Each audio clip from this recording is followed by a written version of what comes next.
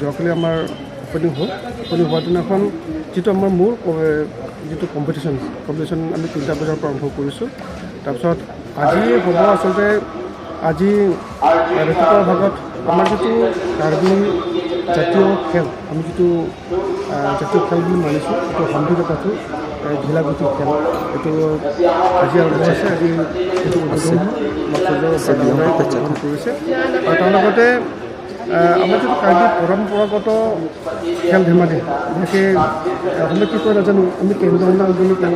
এইটো কেংগনডাং ইতিমধ্যে কম্পিটিশ্যন হৈ গৈছে। তাৰ লগতে আমাৰ আজি আৰম্ভ হ'ব বিশেষকৈ উইভিং কম্পিটিশ্যন আজিৰ পৰা ষ্টাৰ্ট হ'ব।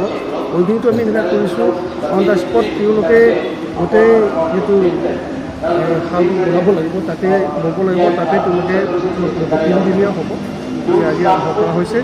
তেনেকৈ আৰু আজি তেনেকৈ মডাৰ্ণ ছং হ'ব মেল, তাৰ লগতে কুইজ হ'ব আৰু এক্সটেম্পৰ স্পিচ হ'ব। এনেকৈ মিলাই পেলাই সন্ধিয়া ভাগত আজি আচলতে আমাৰ আমাৰ এজন ছেক্ৰেটাৰী আছিলে প্ৰতাপ ইংলে, তো বিশেষকৈ আমাৰ কি কয় এইটো ফক চং ফক ডান্সত মানে হিট হৈছে। তেখেতে কিন্তু খুব সোনকালে গুচি গ'ল। তেখেতৰ স্মৃতিত আমি আজি প্ৰতাপ ইংলেং সঞ্চয় সন্থা হিচাপে আমি পালন কৰিছোঁ। গতিকে আমি আৰম্ভ কৰিম 8:30 নহ'লে 9টা বজাত আমি উদ্বোধন কৰিম। আৰু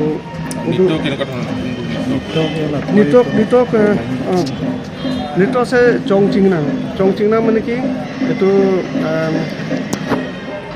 হাল তৰোৱা লৈ পেলাই যিটো নৃত্য কৰে, এইটো নৃত্য আৰম্ভ বোধ হৈ গৈছে, এনেই 9:30 হ'ব লাগে, এইটো আৰম্ভ হৈ গৈছে।